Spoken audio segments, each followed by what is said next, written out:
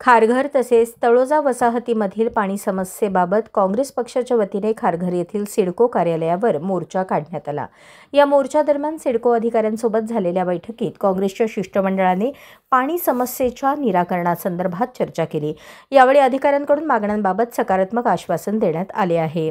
खारघर शहरात सध्या सुमारे 16 MLD पाण्याची तूट असून पुढील महिनाभरात पाणी पुरवठा सुरळीत करण्यात येईल असे सिडको प्रशासनाकडून सांगण्यात आले आहे। तसेच दिवाळीचा सण लक्षात घेऊन परिसरात टँकरद्वारे पाण्याचा पुरवठा वाढवून देण्यासंदर्भातही आश्वासन मिळाले। टँकर पुरवठ्याच्या वेळी संबंधित सोसायट्यांकडून पैसे उकळले जात असल्याची तक्रार देखील यावेळी करण्यात आली। याशिवाय तळोजा वसाहतीसाठी अतिरिक्त 5 MLD पाणी उपलब्ध करून देण्याची मागणी काँग्रेसतर्फे करण्यात आली असून त्याबाबतही सिडकोकडून सकारात्मक प्रतिसाद मिळाल्याचे सांगण्यात आले। दरम्यान दिलेल्या आश्वासनांची अंमलबजावणी वेळेत न झाल्यास तीव्र आंदोलन छेडण्याचा इशारा माजी नगरसेवक हरीश केणी यांनी दिला आहे। या ठिकाणी आमचे नेते आरशी गरज साहेब, आमचे निरीक्षक साहेब दिलशान साहेब आणि आमचे सर्व काँग्रेस पक्षाचे कार्यकर्ते आणि महिला भगिनी या ठिकाणी आज आमचा मोर्चा आम्ही भव्य स्वरूपात आयोजित केला। या ठिकाणी सिडकोचे अधिकारी गायकवाड साहेब, सरोदे साहेब आणि आणखी त्यांचे सहकारी यांनी आम्हाला चर्चेसाठी बोलवले। आमचे बबन केनीजी, गायकवाडजी, आमचे डॉक्टर पवारजी आणि सर्व कार्यकर्त्यांनी ज्या खारघर आणि तळोजाच्या ज्या पाण्यासंदर्भात ज्या अडचणी आहेत त्या इथे मांडल्या। या खारघरचा जो आवश्यकता आहे, गायकवाड साहेब सांगितलं की 96 MLD पाणी या खारघरच्या शहरासाठी लागतो, परंतु आता 80 MLDच पाणी मिळतो।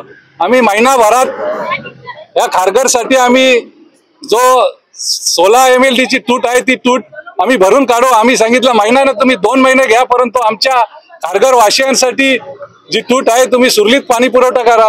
काही सूचना आमच्या दिल्या की काही टँकर आहेत, टँकरच्या बाबतीत जे 100 ते 200 रुपये सोसायटीच्या चेअरमनकडून किंवा कार्याकडून घेतले जातात, त्याच्यावर तुम्ही बंदी आणा। त्याची सूचना त्यांनी या ठिकाणी मान्य केले।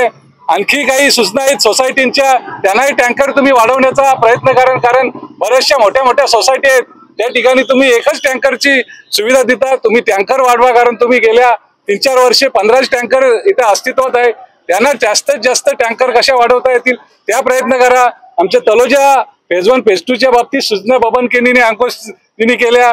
त्या ठिकाणी शॉर्टफॉल येतो, तोही शॉर्टफॉल आम्ही या दिवाळीच्या आतमध्ये एक 5 MLD पाणी ते कुठून MIDC किंवा इतर ठिकाणी घेणार आहेत, ते घेण्यानंतर दिवाळी ही लोकांना चांगली जावी या दृष्टीने गायकवाड साहेब आणि त्यांच्या सहकार्याने आम्हाला सूचित केले की आम्ही दिवाळीपूर्वी एक चांगल्या प्रमाणे पाणी देण्याचा प्रयत्न करू आणि दिवाळीनंतर 1 ते 2 महिन्यात सुरळीत पाणी पुरवठा कसा होईल त्या दृष्टीने प्रयत्न राहतील।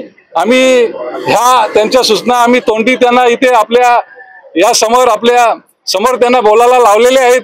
नक्कीच आमच्या जर मागण्या याच्या पुढे जर मागण्या झाले नाही, याच्या भव्य प्रमाणात तीव्र आंदोलन, आज आमचा सौम्य प्रमाणात आंदोलन आहे। जर 1-2 महिन्यात आम्हाला जर पाणी प्रश्न सुटला नाही तर या ठिकाणी आम्ही या अधिकाऱ्यांचा खुर्चीत बसू देणार नाही। इथे या सिडको असो किंवा महापालिका असो, इथे टाले लावण्याचं काम आम्ही या ठिकाणी करणार आहोत। तर महाराष्ट्रामध्ये शेतकऱ्याच्या पिकावरती अतिवृष्टी झालेली आहे पाण्या पावसामुळे आणि तिकडे धरण भरून पूर्ण नागरिकांचे घरी वाहून गेलेले आणि आपल्याला एकीकडे पाण्यासाठी आंदोलन करायला लागतं, याकडे कशा प्रकारे? नक्कीच एक तर दुःखद घटना आहे की महाराष्ट्रात आमच्या शेतकऱ्यावर जो निसर्गाचा कोप झाला आहे, पण सरकार त्या ठिकाणी इथे पंजाब सरकार तिथे 50,000 हेक्टरी पैसे देतो, पण इथे महाराष्ट्र सरकार त्या आमच्या शेतकऱ्यांना पैसे देऊ शकत नाही। आणि दुसरा प्रश्न, पाणी भरपूर असून परंतु पाण्याचं नियोजनच केलं नाही।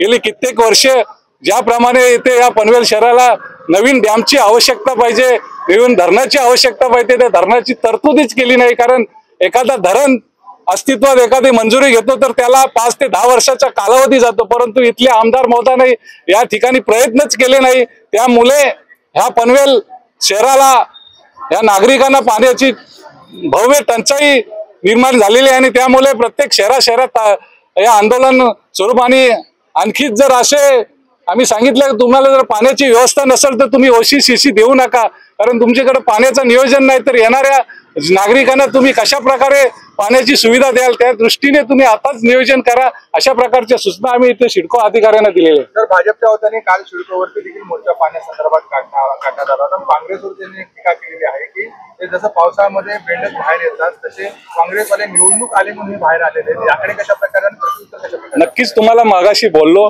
या अशा त्यांची लायकी नसते अशा माणसाबद्दल बोलणे आम्ही उचित आम्हाला वाटत नाही. आणि हे सर्व जे काल गेलेले होते फक्त भाड्याची लोक आहेत, त्यांना काल 5-10 हजार खर्च आला असेल तर भारतीय जनता पार्टीकडून अरुण शेठकडून ते 50,000चा बिल देतील अशा प्रकारची लोक आहेत. त्यामुळे यांच्याबद्दल आम्ही बोलणे आम्हाला काय उचित वाटत नाही. आणि आमचा काम आहे की जनतेच्या ज्या सुविधा आहेत, जनतेच्या ज्या पाणी प्रश्न असू दे, टॅक्सचा विषय असतो, रस्त्यांच्या प्रश्न असू दे, ज्या जनतेला आवश्यक सुविधा आहेत त्या देण्याचा आमचा प्रयत्न आहे. आणि त्या दृष्टीने आम्हाला रस्त्यावर यावं लागेल तर रस्त्यावर येऊन या नागरिकांच्या जे प्रश्न आहेत ते मार्गी लावण्याचं काम आमच्या पक्षामार्फत चालू आहे आणि याच्या पुढे राहणार आहे. तर त्यांनी आणखी टीका केलेली आहे की 5 वर्षादर्शक असून सुद्धा त्यांनी त्या नागरिकांचे कुठले मूलभूत प्रश्न सोडवलेले आहेत याकडे काय? ह्या नागरिकांच्या बोलायचं झालं तर माझ्याकडे लिस्टच आहे मोठी.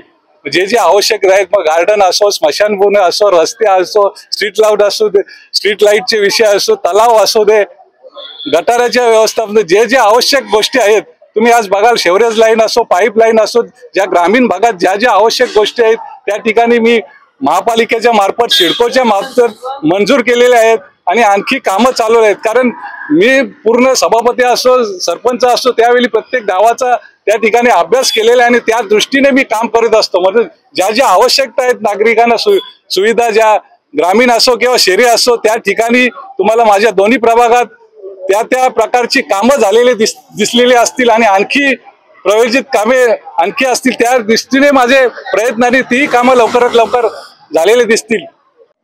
सर, काँग्रेस पक्षाच्या वतीने आज खारघर या तलोजा परिसरातील नागरिकांना पाणी मिळत नाही या संदर्भामधून मोर्चाचं आयोजन करण्यात आलं. आपल्याला लेखी निवेदन देण्यात आलेलं आहे. काय त्यांच्या मागण्या पूर्ण केलेल्या आहेत, काय आश्वासन केलं? खारघर आणि तळेसाठी पाण्याचा तुटवडा आहे म्हणून आज शिष्टमंडळ आमच्याकडे आलं होतं, मोर्चा आला होता. त्याच्यामध्ये आपण अशी प्रयोजन केले की आता NMMC कडून आम्ही पाण्याची मागणी केली, ॲडिशनल पाण्याची मागणी केलेली आहे. तसंच MIDC कडून पण ॲडिशनल पाण्याची मागणी केली आहे. ही ॲडिशनल पाणी आपण खारघर आणि तळेसाठी देणार आहोत. सर, पाहायला गेलं तर काल काही पक्षाच्या वतीने देखील मोर्चा काढण्यात आला होता. तुम्ही त्या मोर्चाच्या नागरिकांना आश्वासित केले की आम्ही 2 दिवसामध्ये पाणी देऊ आणि आज त्यांना डिपॉझिटचे 1 महिन्यानंतर पाण्याचे यासाठी दोघांमध्ये दुमत नाही. यामध्ये काय झालं होतं की काल पण हे सांगितलं होतं आम्ही की NMMC कडून जे पाणी मिळणार आहे ते आपण खारघर आणि तळोजासाठी देणार. ह्या 2 दिवसामध्येच मिळणार आहे म्हणून 2 दिवस ते सांगितलं होतं. या 2 दिवसामध्ये सर, आपले सहकारी राहुल सरवदे हे नागरिकांचा फोन अटेंड करत नाही म्हणून नागरिकांना मोठ्या प्रमाणात रोष आहे. त्याकडे कशा प्रकारे बघता आणि त्यांना काय आश्वासन? आता पाण्याचा शॉर्टेज असल्यामुळे कंटिन्युअस फोन चालू असतात. त्यामुळे बरेचसे फोन चालू असताना मिस कॉल होतात. ते प्रयत्न करतात की प्रत्येकाला उत्तर देण्याचा, पण ते शक्य होत नाही एवढ्या फोन चालू असल्यामुळे. उचलतच नाही सर, ते फोन उचलत नाही असा त्यांचा आरोप आहे.